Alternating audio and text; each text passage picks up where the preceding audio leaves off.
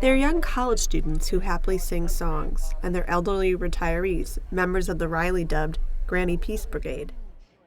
The U.S. has substituted military power for diplomacy.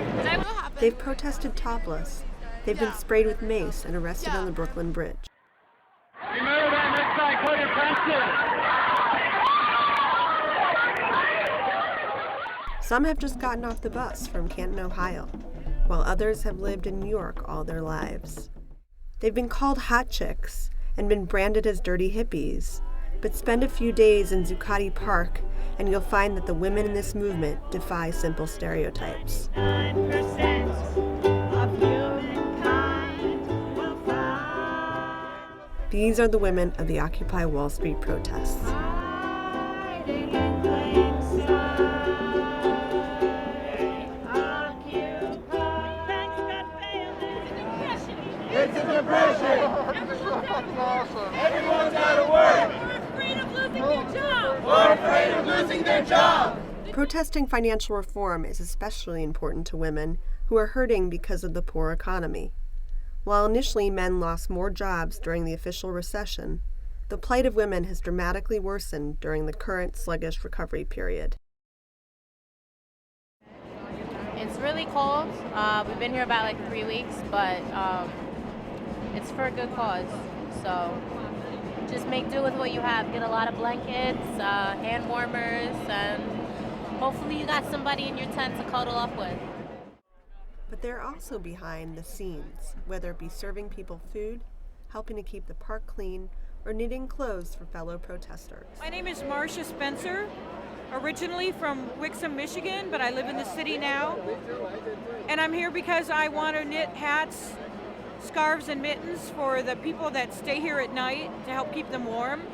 Also because I have 5 grandchildren, and the economic system in the country right now is not very healthy for them to be able to go to college and to survive at any kind of job they might be able to get, and I want that to change.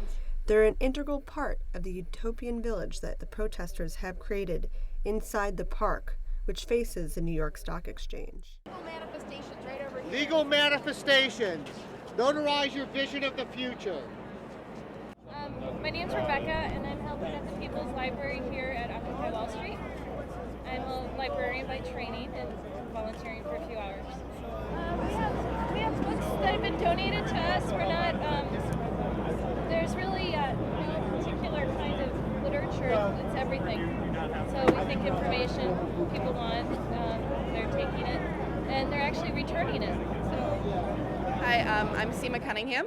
I'm originally from Chicago, but I live in New York. I go to New York University, the Gallatin School of Individualized Study, and I'm here and I'm working on providing a space for kids and babies and parents. And I just started this because I noticed that there were a lot of parents walking around, and I'm also a little bit concerned about the lack of families that are down here. I think that there are more families from New York City, and particularly families that have to work a lot, and don't, there's a lot of people, unemployed, recent college graduates here, and I think that we want to diversify the presence.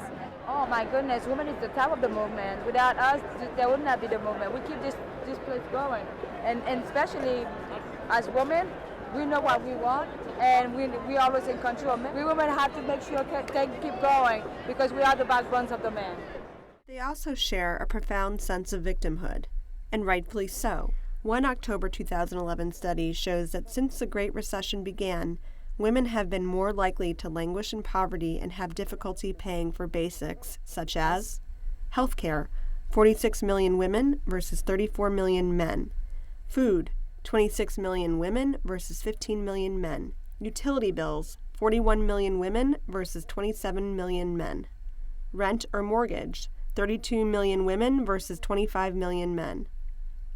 Stephanie Luce, a CUNY Associate Professor of Labor Studies, says while not specifically feminist, the protest embodies many feminist ideals. I feel like a core of the message is a demand for another world, a demand for a more democratic world, and where people get more control of their own fate. And to me that seems really feminist at its core, because I think greater participation and greater democracy is it's not just about enabling women to participate more, but I think it's a feminist demand that people kind of have more control over their own lives and their day-to-day lives.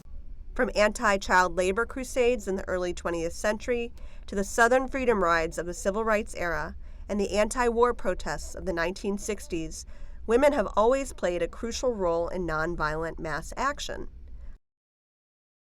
Okay, the first protest that I ever went to, I was probably in grade 9. You know, it was like ban the bomb.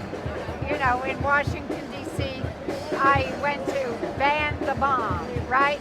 And then it was the civil rights movement, and then it was the anti-war movement, and then it was, you know, the anti-nuclear movement, the women's movement, you know, the gay liberation movement. Yeah, I mean, a lot. It's not like that's any different from the rest of life. You know, we grow food, we grow poems, we grow songs, and we grow occupations. In some ways, it feels to me like this is more similar to some of the movements we saw maybe 100 years ago, that women were in the leadership of some of the left and progressive movements that were, you know, fighting for the rights of immigrants and women, you know, workers, you know, maybe in the early 1900s. So in some ways it has a continuity to me to past movements, but I also feel like we've become a lot more sophisticated in our understanding of, you know, how we shape our demands and the processes by which we relate to each other and think about the economy and the state. Back from the lander with a bunch of kale, leave your hill, go straight to jail. Disgruntled graduate, why are you here? I saw my career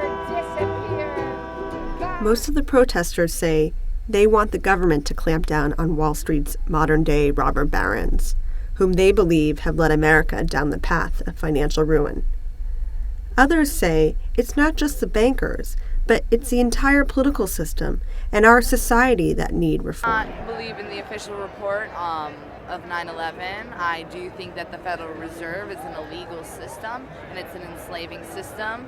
I believe that our government is run not by two parties, but one party that answers to a higher authority. And I do think that it's more than just the banksters, it's also the elite families who are, you know, arresting the power from the people.